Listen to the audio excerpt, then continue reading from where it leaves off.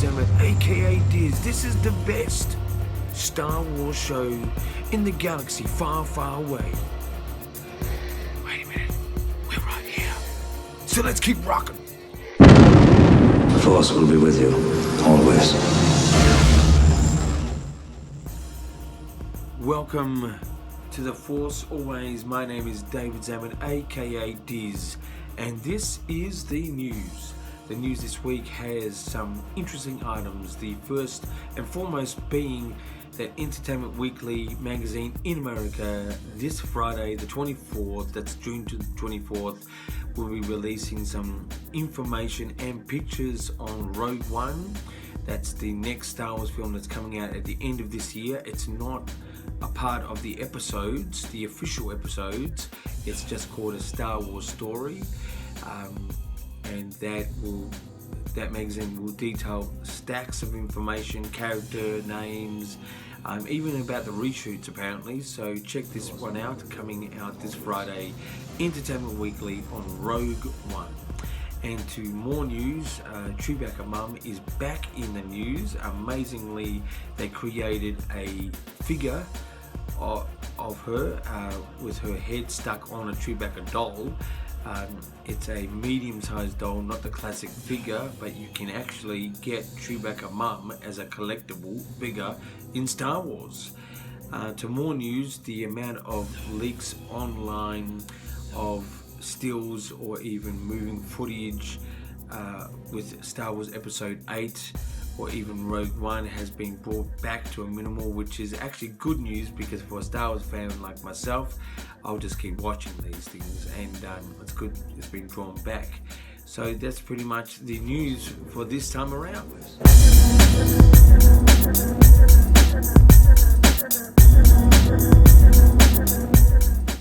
Okay, this is the views part of the Force Awakens. And this time around, we've got Independence Day Star Wars comparison. When Independence Day, the first one, came out back in about '96, the anticipation for a blockbuster space type film was massive, and this really, fit that time period perfectly. It's not the greatest film in the world, but it's an eye candy, fun space type film that sort of based itself more about reality in Earth rather than like Star Wars, where it's a universal sort of created ideal. But what I like about what Independence Day did is it actually fed from the Star Wars storytelling procedure, especially visually. I mean, the way it introed the body of the story and outroed it had a neat and care way of expressing what it wanted to express. And I think that Rogue One and Episode 8 should take note of that, which was taking note of Star Wars, to keep up with that sort of neat and procedure about telling the story.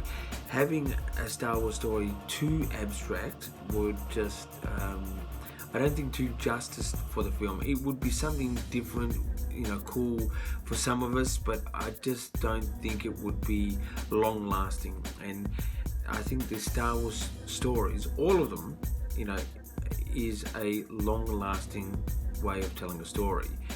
And so my comparison between both is, I think there is a similarity that just needs to be kept up with Rogue One, and wishing that it's going to come true. And with the reshoots that Rogue One has been going through in the last month, that could add to that great telling of the story.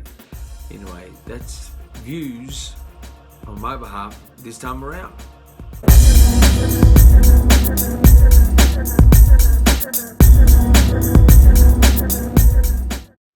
My review this week is going to be an interesting comedic piece again on Star Wars. It's actually not deliberately comedic, but it just comes up so funny, it's amazing. If you go into YouTube and you type in Star Wars scene, celebration scene, minus John Williams. That's Star Wars celebration scene minus John Williams. Watch that video. It's absolutely hilarious. The part that is hilarious is Chewbacca.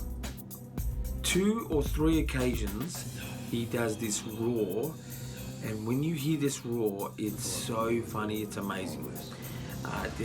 The rest of the video is pretty straightforward. It's just interesting to hear the absolutely deafening sound of silence. But Chewbacca in this particular video is just funny. So again, go to YouTube and type in Star Wars celebration scene minus John Williams. Check that one out. This review, and this I would give about I'd say about I'm going to go for 8.75 out of 10. It's that good. Anyway, thank you very much, and check it out.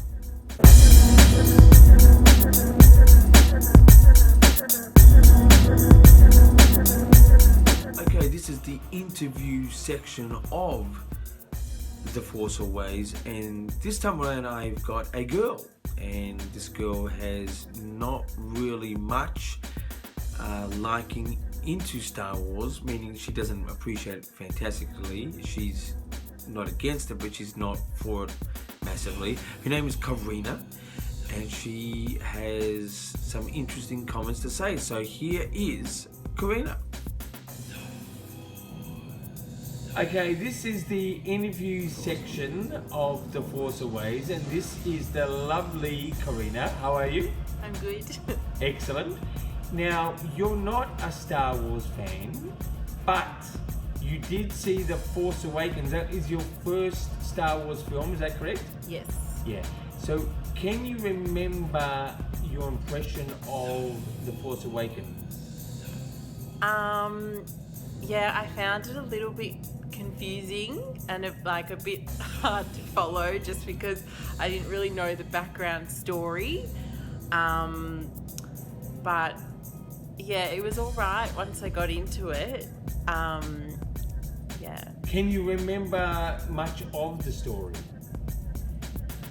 Not really. I can't, if someone asked me to relay back the storyline, it would probably be basically it was a love story, and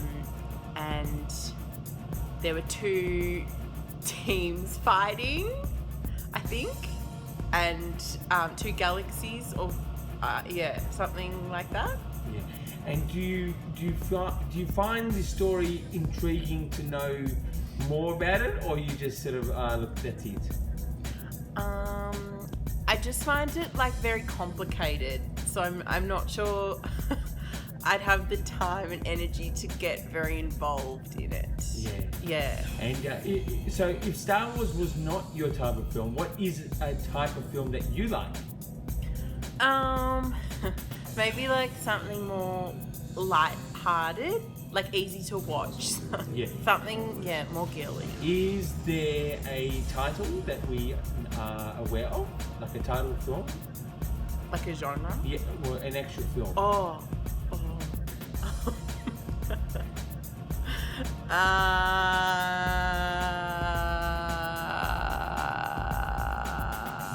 My favourite movie is 10 Things I Hate About You. Right. Well, there you go, bang. Yeah. Well, excellent. Listen, Karina, thank you very much for attending this interview, and may the Force be with you. Thanks, Dave. Again, thanks for watching The Force Awakens. My name's David Zamed, aka Diz.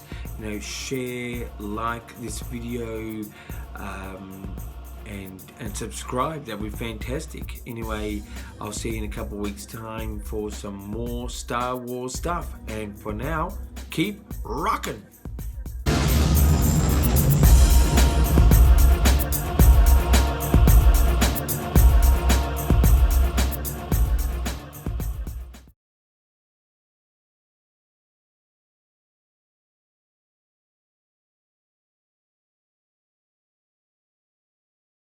Force will be with you, always.